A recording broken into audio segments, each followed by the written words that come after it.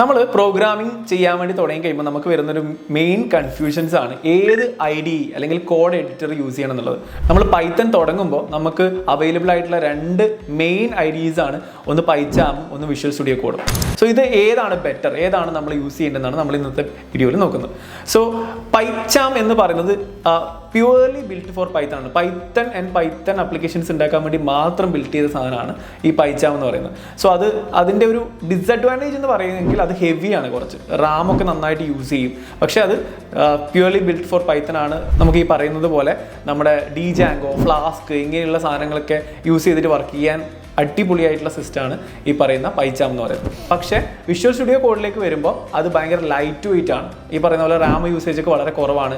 പക്ഷേ അത് സപ്പോർട്ട് ചെയ്യുന്നത് മൾട്ടിപ്പിൾ ലാംഗ്വേജ്, പൈത്തന് വേണ്ടി മാത്രം ബിൽഡ് ചെയ്തതല്ല, അത് എല്ലാ ലാംഗ്വേജും സപ്പോർട്ട് ചെയ്യും.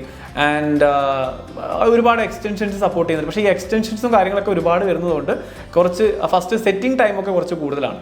ഇതാണ് ഇത് രണ്ടും തമ്മിലുള്ളൊരു ഡിഫറൻസ്. എൻ്റെ ഒപ്പീനിയനിൽ ഇതിൽ ഒന്ന് ബെറ്റർ എന്ന് പറയാനില്ല. പക്ഷേ നിങ്ങളൊരു തുടക്കക്കാരാണ്, പൈത്തൺ ആണ് നിങ്ങൾ തുടങ്ങുന്നതെങ്കിൽ, പൈത്തൺ മാത്രമാണ് നിങ്ങൾ യൂസ് ചെയ്യുന്നതെങ്കിൽ പൈച്ചാമാണ് ബെസ്റ്റ്.